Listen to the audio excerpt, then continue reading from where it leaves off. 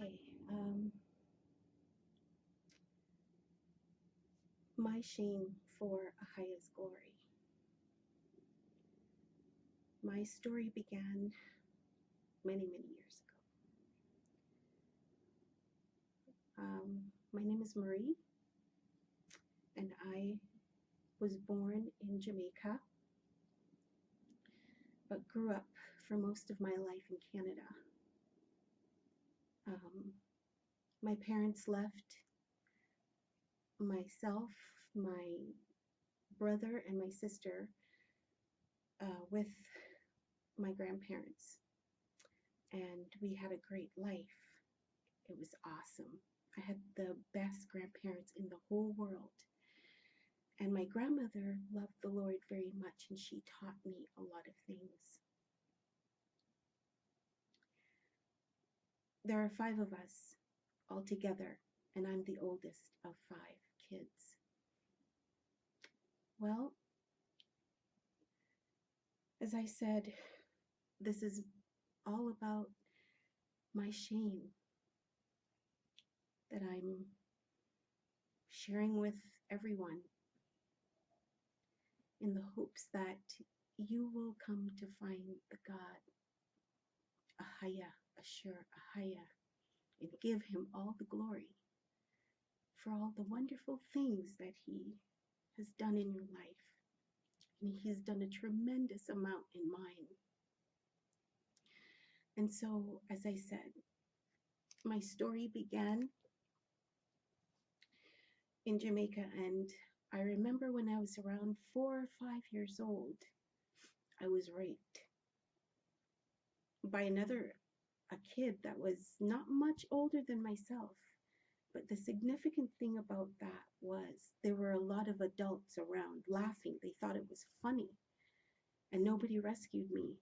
Nobody intervened. And I recall one of my aunts were there, one of my mother's sisters. Now, I thought later on, as I got older, I used to have this dream, and I thought it was a dream. I thought it was a nightmare because I would have this recurring dream of that one incident. And until I discovered that it wasn't a dream, that it actually happened. I never told my parents about it. In fact, I never really discussed it with anyone. But time went by, and as time went by, there were other kids in the neighborhood, and they would come over and play, but many of them, probably like myself, were molested because these kids were playing adult games like spin the bottle and some other stuff. And I was pretty naive. I didn't know much about life, and my grandparents really didn't teach much about sex and all this stuff that was like grown-up stuff. And as I recall, in the adult community, it was like taboo to talk about sex. And so sex became this really nebulous thing, often, pie in the sky kind of thing, and something really to be ashamed of.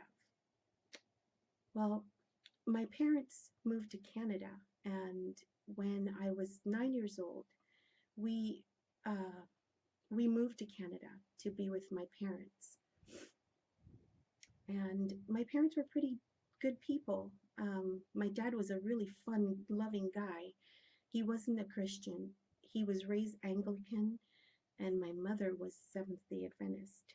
Um, her mother became Seventh-day Adventist when she was a teenager. And so she knew that she married a guy that didn't share her beliefs, and so her life was quite miserable.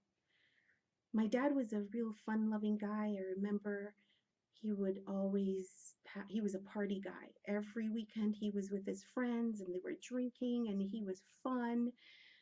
And I loved my dad. And he was fun, but it was no fun for my mom.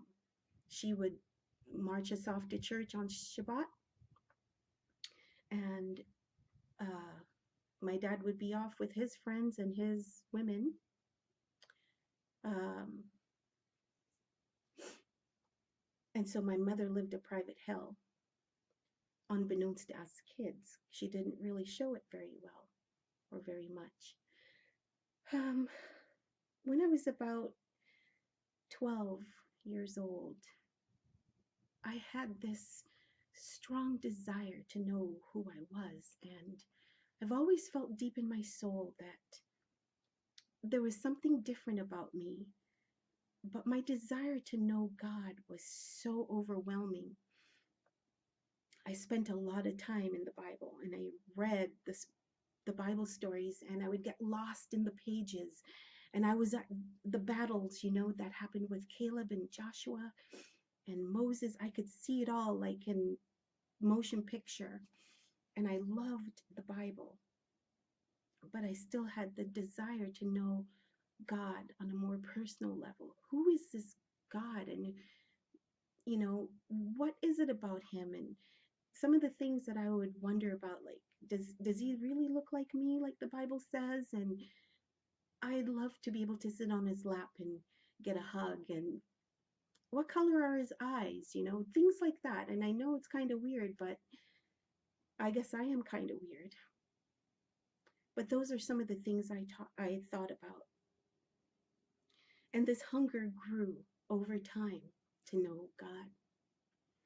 Well, we grew up pretty strict kosher in our household, and I realized that not every Adventist family were as strict as mine. And not everybody was really particular about what they ate. They didn't follow the dietary laws as the way my grandmother taught us. And so I got baptized. The pastor came by. We lived in Montreal at the time, and we attended the Westmount Seventh-day Adventist Church. And it was a wonderful church. It had almost every nation under the roof. I loved it. And I always thought, this is what heaven is going to be like. And we had a great, fantastic youth choir. And that's where I got, introduced to some of the other kids who I thought were friends, but I realized that I really had no friends. Well, as kids are, I had a crush on this guy. I won't say his name, but he was best friends with the pastor's son. And all the other girls really dug him because he was very athletic, tall, dark, handsome, you know the deal. And every girl loved him. And then there was the pastor's son, Richie. And there were other girls that loved him. He was a pretty good looking guy. And so I kept this to myself. And one day I was in the basement of the church waiting for choir practice to start when they came running down the steps, and they stopped in their tracks when they saw me. And the pastor's son looked at me and, "Stop looking at me, you big, fat, ugly pig." And I was crushed. I wouldn't have cared so much if he were by himself, but he was with the guy that I thought the world of. And oh, if the earth could open up and swallow me that day, I wanted to jump in. And it's like the world stood still. I had to stand there and endure. And after they ran off and laughing as they went, I went to the bathroom and I cried my eyeballs out. And that was the beginning of my low self-esteem. That thing inside of you just grows and grows over time with every incident.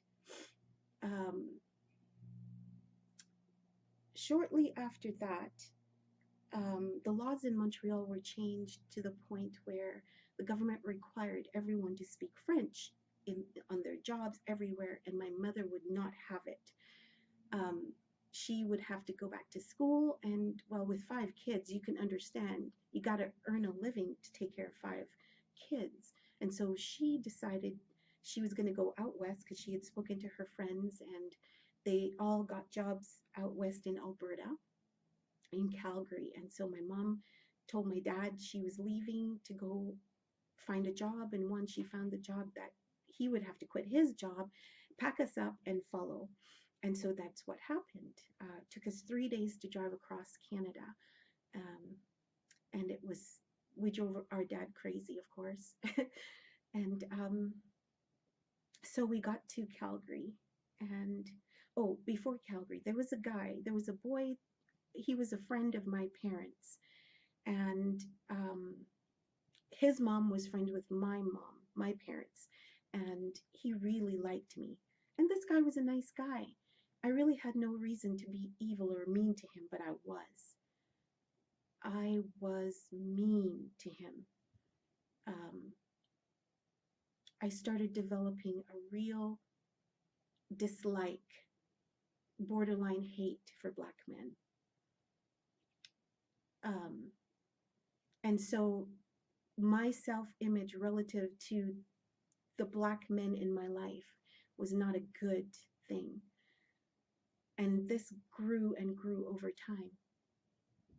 Well, this poor boy, who told him to like me, because everywhere he went, he professed his love for me, and I just ripped him to shreds.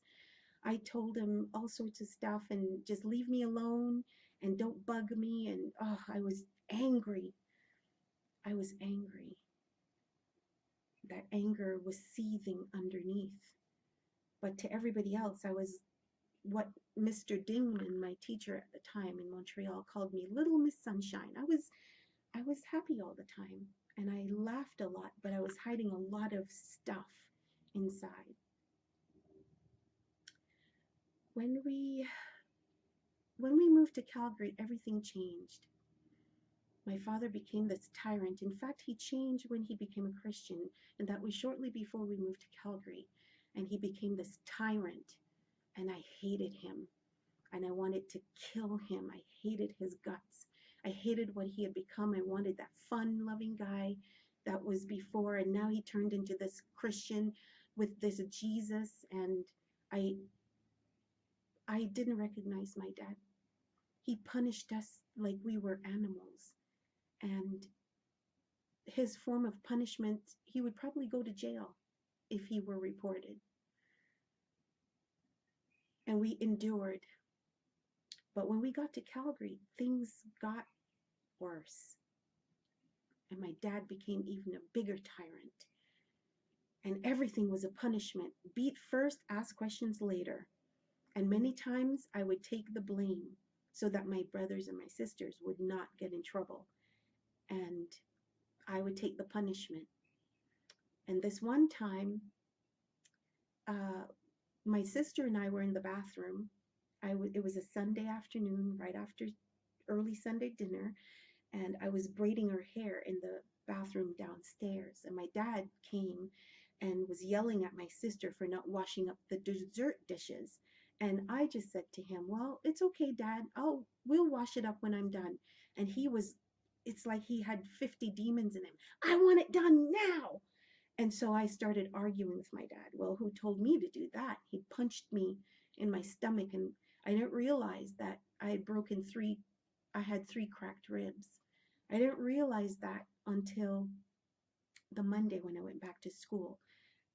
And we were in gym class, and of course, gym class is totally different from what they have now. It was an hour of gym, and we had to actually do laps around the school, and I couldn't breathe. And the coach said, "What's wrong with you, Sil?" That's what everybody called me back then, and I've grown to hate that name. But and that's why I go by my middle name, Marie. Um, and so the coach took me into the locker room, and he pressed on my rib, and it was just so painful. And I told a lie. I said, "Oh, I fell down the stairs. I must have injured something." And so I went to the doctor the next day, and Dr. Moriarty, what a wonderful, bless his heart. I love that doctor. He knew I was lying, and he said, "What happened?" And I told him that I fell down and bruised myself, but he knew based on the 3 fractured ribs that that wasn't the case, but he didn't press the issue. so I didn't have to lie anymore. But yes, I lived with those three cracked ribs until they healed up. And there was always something. If anybody at church gave a bad report to my dad, we got beatings with all sorts of things. Electrical cord. He had this thick, long piece of leather, about this thick, and he would just wail on you on the tip of his toes, and he'd come down like, like just he was beating some beast. And we'd have wails all over our backs, our feet, our legs, everything. And my hate for my father grew more and more. And at church, uh, we went to the Pine Ridge Seventh day Adventist Church in Calgary, and the Bridgeland Seventh day Adventist Church was like the sister church. Mostly, the Pine Ridge Church was a more mixed church. The Bridgeland Church was predominantly Caribbean people. And so this one Shabbat, we had an exchange with an Airdrie church. It's a little cute country church and lots of farmers that were in Airdrie. And so we were putting on an afternoon program of singing and poems and mini sermonettes. It was really a lot of fun. And the farmers had a big roast and, horse and buggy. And it was just wonderful. Well, at the end of that program, which was held in a great big barn with lots of hay, and this was really the first time I'd been on a farm. I mean, I grew up with my grandparents, and they had a lot of land, and they grew a lot of. My grandfather grew a lot of sugar cane and bananas and stuff like that, but it wasn't quite the same farm. And so at the end of the program, everybody left the barn and they were going for the corn roast. When I decided, I wandered back into the barn because I wanted to check it out, and I thought to myself, wow, oh, this life would be so great being a farmer's wife. Oh, my mother hated that I spoke that way. She wanted me to be a professional woman. And so in the corner of my eye, I saw this pack of boys walking in, and I thought, oh, I'm in trouble. So I slipped behind one of the big bales of hay and slipped. And as I was going to run out the front door, one of them saw me and ran after me and lunged to catch me, but I was too fast, and they were up to no good, and so my hate grew.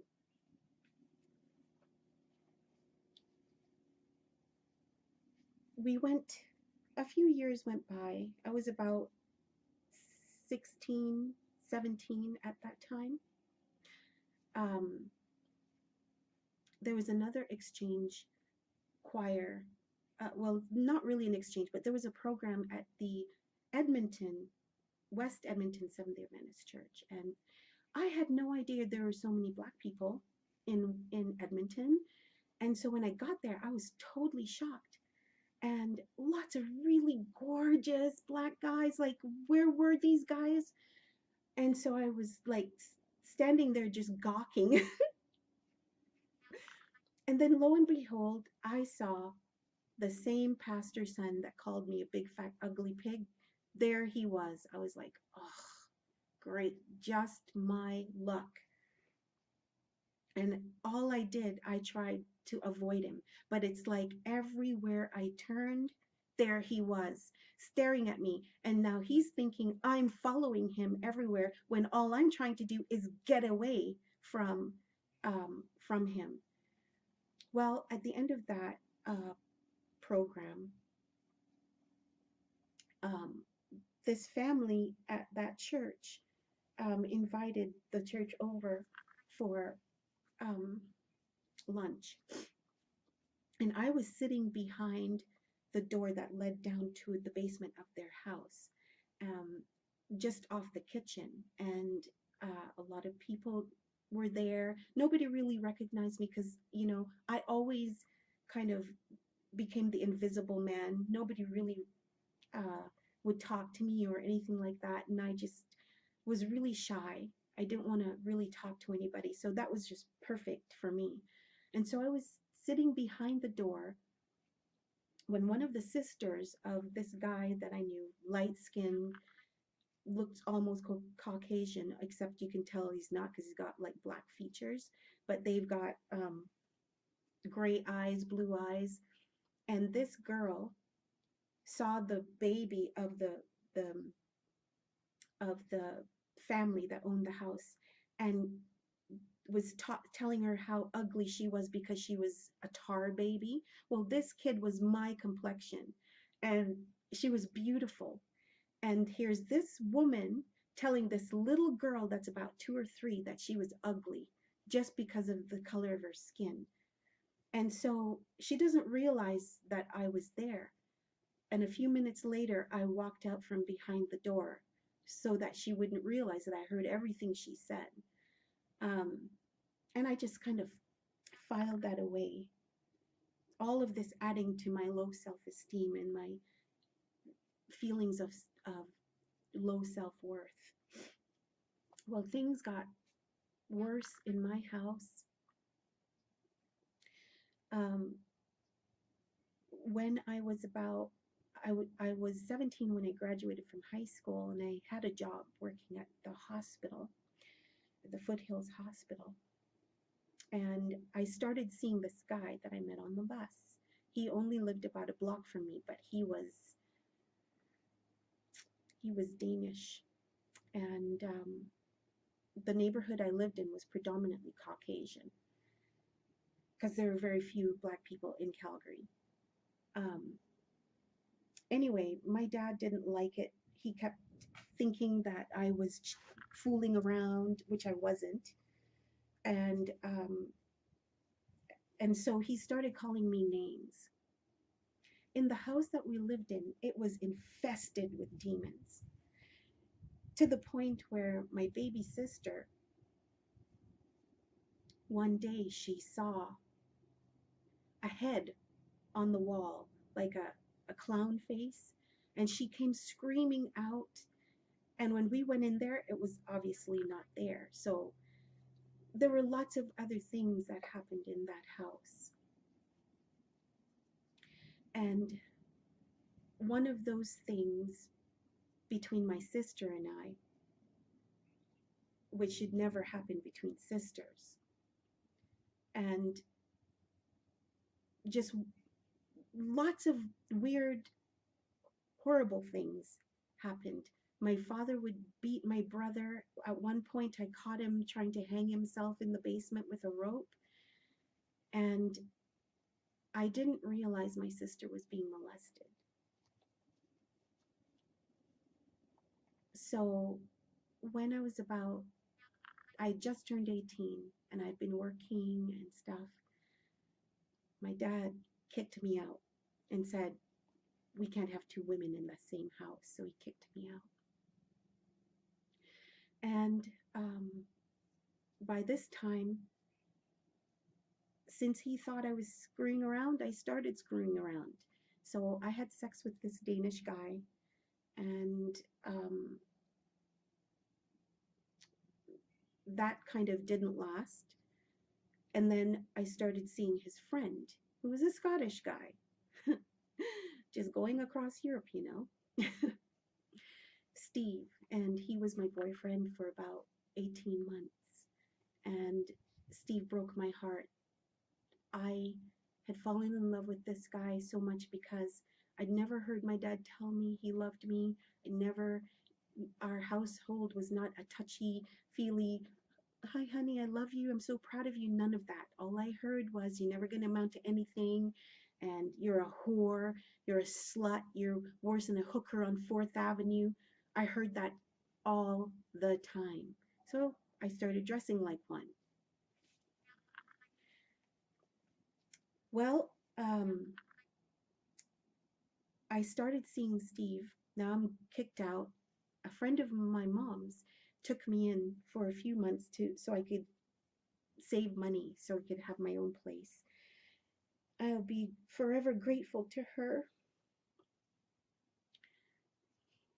She saved me from prostitution. She saved me from a lot of things that she doesn't realize she saved me from. I had all these rich white men always propositioning me.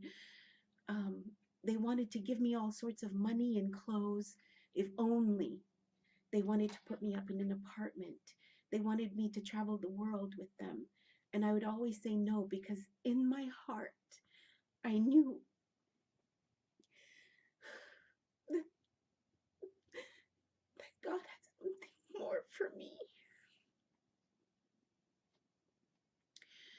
And so I worked.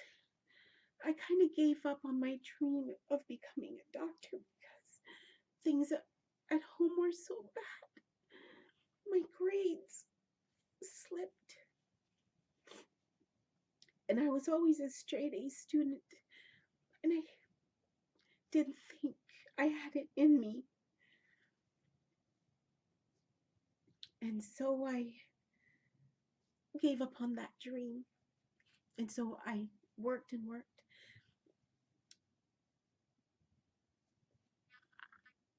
I eventually I moved in with my boyfriend, and he had two roommates. One moved out, which is the reason I moved in to share the rent and utilities. But I found out close to the end of our breakup that I'd been paying more rent than both of them together. I was really ticked. But he left me for some girl that he had been dating who was pregnant by some guy. And I thought, okay, you can have her. And then he wanted to come back, and I ripped him to shreds, to shreds. I remember when I met his parents, he brought me to meet his parents, and they, with their self-righteous Scottish selves, why did you come to Canada? La la la. So they weren't expecting me, and I just shredded them. Well, I came to Canada probably for the same reason you came to Canada. Why did your parents move here? For the same reason you moved here. But I'm pretty sure my parents weren't starving like you probably were in Scotland. And so it was really bad. And so we left. And so I had this seething anger underneath all of that. Don't know where to place it.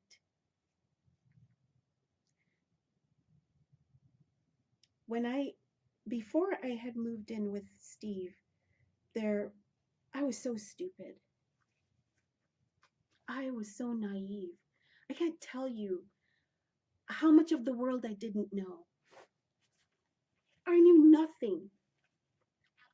And I'd say to parents, don't shield your kids so much from the world that they know nothing. That's how they get taken advantage of. And this is why when I had my kids, I vowed that nobody would do the same to my kids that was done to me. And because I didn't know, I trusted everyone. And this guy I met when I was walking on the way to work. And thank God this was the 80s when everybody were in those painted on jeans that you basically had to grease yourself to get into. And I had those, my favorite pair on. And so I got to talking to this guy. He was from Romania. English was his second language. He told me some story that I stupidly believed. And so he wanted me to help him with his English classes, and I was very good at English. And so I said, okay. So one day after work, I met him at his place. Big mistake, because he had no intentions of learning English. He just wanted to get into my pants, but because my pants were so tight, he couldn't get into them, and he just came all over. It was so disgusting. I almost killed him. And I ran out of his apartment, and I thought to myself, what makes people think that they could just take advantage of me like this? Anyway, that was the second incident that I can think of. And so I got, um, I broke up with Steve. I got my own place by that time. And Ken, oh, maybe I shouldn't have said his name, sorry. My ex-husband now, I actually married that guy. I didn't love him. I told my parents I didn't love him, but they thought, once again, the worst of me, and excuse me, and so I ended up marrying Ken. 6 months after I had broken up with Steve, I was still not over Steve at the time. I married Ken, and his mother hated my guts. Ken's Hungarian. That was another battle because I wasn't good enough. I was not white, not Hungarian, not Catholic. 3 strikes, right? Now, all the while, people who knew my family, they're always, oh, those Steels, all they do is marry white people. And that's all they do. Nobody realized, excuse me, nobody realized that I actually really liked black men, but the ones that I met didn't care about me. They never found me attractive. In fact, they were repulsed. And so I never thought much about it. I only responded to guys that found me attractive, which were mostly Caucasians, some Asians, but not many. Anyway, um, I married Ken,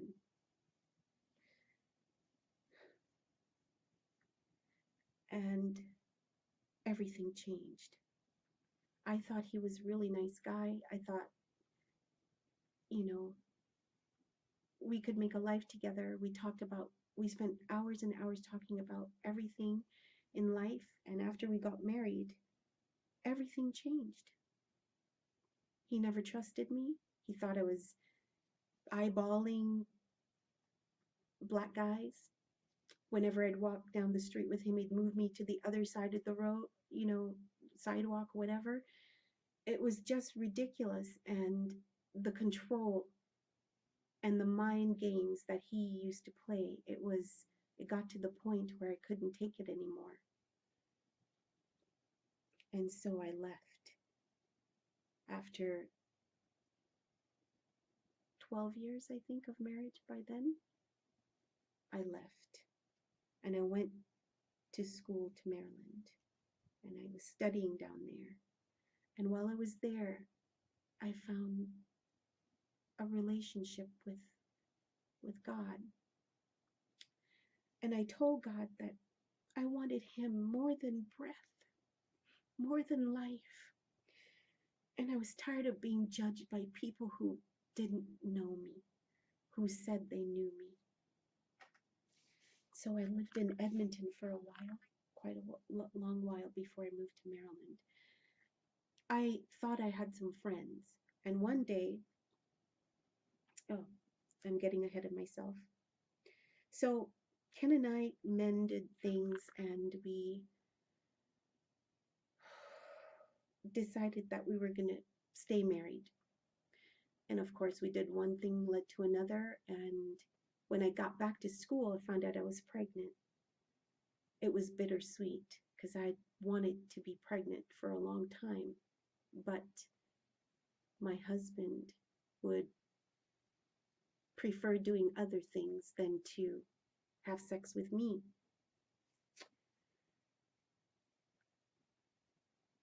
When we lived in that house in Edmonton, there were a lot of demons in that house. In the morning, I'm kind of fast forwarding because this story is getting too long.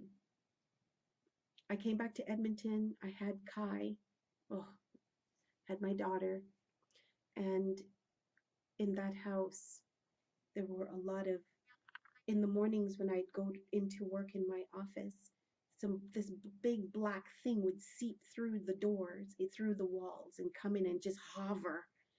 This awful black shadow, and I'd yell at it, and it would down into the floors. And it did this almost every day. And things just got worse and worse between my husband at the time and I. And I purposefully had an affair just to shut him up because he had been accusing me of having an affair for all these years when I wasn't. And I did it because I wanted him to divorce me. And I told him, and he didn't divorce me, but he just used it as a hammer to beat me over the head constantly. And I couldn't take it. By the time my daughter was 2, I left. I took her, took my computer, took my books, my clothes, and left. And the battle began.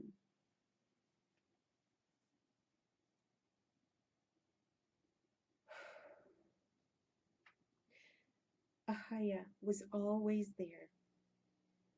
He protected me from so many things, so many people.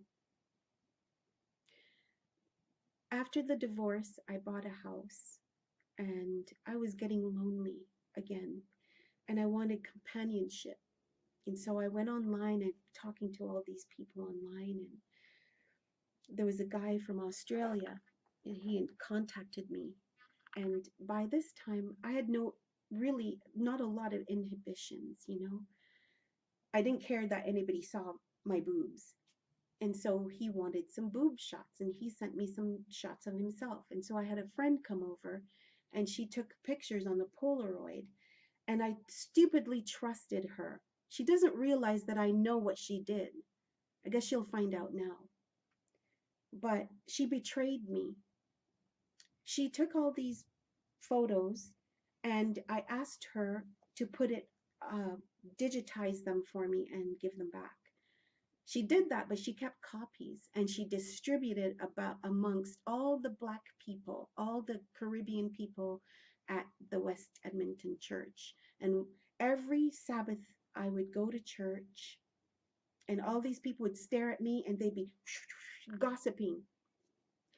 Just the gossip was thick and they were so stupid, don't they realize I could see? How did I find out that she did it? God showed me. I didn't realize while I was living in Edmonton at the time that that's what it was, because I trusted her. I thought she was a friend, and she, along with her other friend, who I won't name their names, both hated my guts. Why? I don't know why. To this day, I have no clue as to why. But they both disliked me that much that they would share all my naked pictures of my boobs to people that I had no idea who they are. And they were gossiping about me, talking about me. And one day I broke down on my sofa, feeling like there was nobody else in the world. And I wanted to end my life because there was no purpose. Being judged everywhere I went. Nobody took the time to really get to know me. So what was my purpose? I asked God so many times, why did you make me? No answer. And I couldn't find it. I was too blind. I couldn't see. And these people who would laugh behind my back and pretend at choir practice, and they would have their little get-togethers and nobody ever invited me anywhere because I was scum. I was refuse. I was not good enough. Big, fat, ugly pig. That's what I am.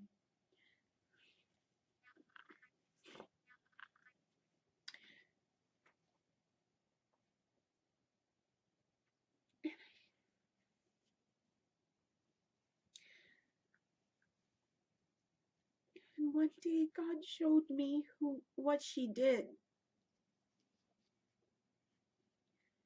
But I never said a word to her. I made her pretend. I made her believe that I was ignorant about it. But I saw what she did. God showed it to me. And it's okay. Because I brought my own shame onto myself. Right? No value. I didn't value myself enough. And I did a lot of stupid things that I shouldn't have done. But I was stupid, naive, thinking I could trust people. People pretending to be your friend when behind your back they're eating you for lunch, dinner, and supper. People being jealous of you for your accomplishments when they don't know how hard you've worked. They don't know how many years you've gone without sleep to be able to be where you are in your life. All they see is what you have. I could care less about what I have. All of this means nothing because it's all going up in smoke one day. What was really important and still is my relationship with my Father in heaven, Ahayah, Ashur Ahayah. And I give him all the praise and the glory because throughout all my life, he's been the one constant thing, the one constant person. He never judged me. He never threw me away. He saw that I was worth something.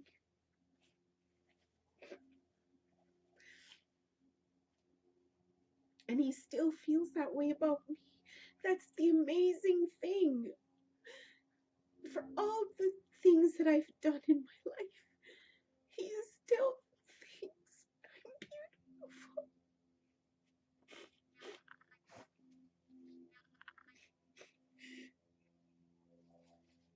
And that's why I love him so much. And one life is not enough to give for him. He can have it all. He can have it all.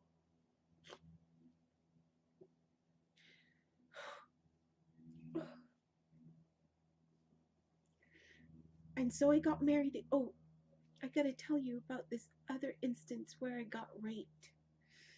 Yeah, it happened in my house. He was a friend, a family, well, he was a friend I met at the Spanish church. They're from Honduras. And I loved his wife. She was beautiful and gentle, and I loved her. And I wanted to have a friend. I wanted her to be my friend. And we didn't live very far from each other. And so every now and then I'd go visit and hang out at their place. And they came a couple of times to my place. I guess maybe she fell on, I don't know. But I was mostly hanging out with them because they had a nice family, and I loved their girls, and we talked about all sorts of things. And I thought, finally, I have a friend. Well, I didn't realize that her husband was hot on my trail. Yes. And he would call me and he would leave messages. Oh, I want to come see you. And I would say, no, I don't want you to come visit me without your wife or your kids. And so his poor wife had no idea about him. And um, he would call me from his work. This man was obsessed, and he'd call all sorts of, he'd go for walks and end up at my place. And one day he came, and I let him in, and we were talking because I trusted him. And I said to him, this is not good that you keep showing up at my house without your wife. I don't want her to think that I'm going after you for some reason, because that's not the case at all. And he, yeah, it's okay. My wife is fine. And well, anyway, one Sabbath, he shows up all in his nice suit, ready to go to church. Somehow, I don't know how he managed to slip away from the rest of his family, but he ended up at my house. And that's when he raped me that day. Yes, a good holy man, nice Seventh-day Adventist. Then he brushes himself off and he goes to church for Sabbath school. How wonderful. Meanwhile, I don't know what he's told his wife, but she stopped talking to me. His kids started looking at me like I was some evil witch, and nothing I said they would believe. And that angered me. And anyway, I won't go into the rest of that, but needless to say, I cut myself away from these people. I didn't press charges because I didn't want him to go to jail and she and her kids would suffer. And so, because I had a friend that was a police officer, I could have called him, he would have come to my rescue like that. And I didn't. He's a friend that was very protective of me. He was like a brother. And so I just let that go. No, who's going to believe a big, fat, ugly pig, right? Who's going to believe a big, fat black woman that some guy raped her? Who cares? You have no value. You're worthless. So what? So I decided I needed to leave Edmonton. And I was going to move to Calgary near my parents. And so um, I started making plans for that. One summer, I went to see my sister in Maryland, and I had my profile on eHarmony, and that's where I met my current husband. And I should have, I should have waited. I should have waited to marry him, but I wanted to have another child. I didn't want my daughter to be alone in the world. And so I decided, okay, yeah, it's only 6 months, but I think I know enough about him. And we talked about my, you know, not my deal breakers and so forth. He was okay with it. I observe Shabbat. I'm kosher. No piggy, no shelly in the house. Shellfish, that is. No unclean foods. He was okay with that. He was okay with going to church on Shabbat because he could spend all day watching football on Sunday. Perfect. So we got married. But I didn't know my husband very well. I didn't know he had issues. Lots and lots of issues. But the one that was the most significant for me because it impacted my self-image so badly was instead of coming to me to have sex, he was online porn or he was masturbating or whatever. And anything but to stay away from me. And yet he wants to have kids. Well, I can't get myself pregnant. And I found myself having to always chase him down. And I was like, what is wrong with me? What is wrong with me? You know, nobody wants me. What is wrong with me? And I thought, oh, I made another mistake. Why did I do this? Another mistake. Long story how we ended up here in Washington, but let's just say the plans that we had made didn't work out the way I planned it, and we got stuck here. I had my own business. I brought here. I've been working all this time. I started focusing on getting out of debt. A whole bunch of stuff, identity theft, worked through a bunch of garbage. And through it all, one day I threw my hands up and I said, God, this is it. If you don't show me who you are, I don't think I'm going to make it. I don't have any more left in me. Meanwhile, at the Bonnie Lake Church, this old guy who's always trying to touch me and do all these nasty things to my hands right in front of his wife, you know, as if I'm some stupid idiot. I don't know what it is that he's doing, and everywhere I turn, there he is staring at me. Even when I'm sitting next to my husband in church, he's across the pew, and he's situated himself so he could stare at me almost for the whole sermon. Meanwhile, his poor wife thinks that he's just looking out the window. Oh, and then all these fake people at church that pretend that they love you, all this fake love in the Christian church, it's sickening. all the more reason I didn't want to go back. And so I started searching about who am I really? I certainly didn't feel Jamaican. I didn't feel Canadian. I'm certainly not American. I'm not African. What am I? Where did I come from? Where do I, who am I? And I went to God and He showed me one day where I came from. In Deuteronomy 28, when I read that, all those curses applied to me in my life. I lived out all those curses. And I realized I am Hebrew. Only Black people on this planet, Black people, Latinos, you know, that's scattered all around the world. We're the only people.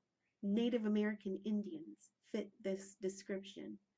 And for the first time in my life, I realized everything made sense. Everything made sense. And I couldn't find Ahayah when I was thinking Jesus was God. Well, Jesus is not God. Yeshua, my Savior, is the Son of God. The Son of God. I always thought that was weird that when he was praying, who was he praying to? Himself?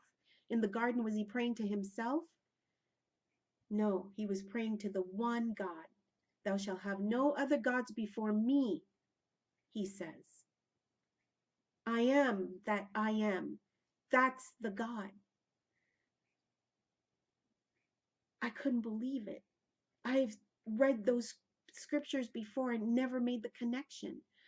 But when I found out who I was, it all made sense. I couldn't believe it. And so now I could accept all the garbage that I've gone through. The low self-esteem, the self-loathing, all the hurt, people thinking I'm less than, inferior. When they look at you, they think that you are scum. At least that's the look that comes back. There are some genuine people that genuinely say hi and they smile and you can see that they are genuine. But the vast majority of these hypocrites, yes, that go to church, that pretend, they're not living their lives for God. I had one pastor tell me, well, you shouldn't have married a white guy. That's why you're going through hell. You shouldn't have married a white guy. You should have stayed with your own kind. Yeah. And you know what? He's probably right. But I didn't know. You see, you don't know what you don't know. But now I know. Now I know better. And Ahayah has given me back my self-worth. I know who I am. And I matter to him. And no matter all the things that's happened in my life,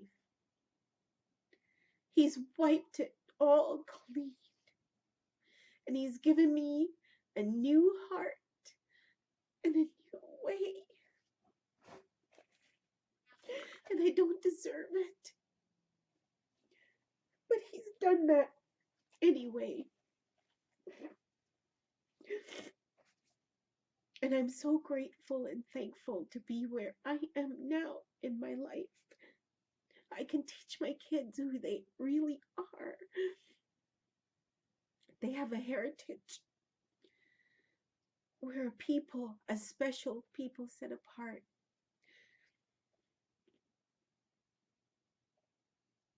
And he loves me. He loves me. And I'm so grateful. No matter who you are, no matter where you are, no matter what your circumstances are, you can find Ahayah. He's always there. Jeremiah 29:11-14. I know the plans that I know the thoughts that I think towards you, saith the Lord. Thoughts of peace and not of evil, to give you an expected end. And you shall go and call upon me and pray, and I will listen. And you shall seek me and find me when you search for me with all your heart. And I will be found of you, saith the Lord. And I will turn away your captivity, and I will gather you from all the places, from all the nations where I've scattered you. And that is happening right now. And it's beautiful. And I just invite you, no matter where you are, no matter who you are, what your nationality, He wants you to search for Him with all your heart, and you will find Him. But you're not going to find Him in the Christian church. That's why it says in Revelation to come out of her, my people. We've been bamboozled, people, bamboozled, lied to. Read the Bible for yourself. The Holy Spirit, she will teach you all things. Yes. And then you will come out and be free. And I am free today. And I praise Ahayah, Ashur, Ahayah.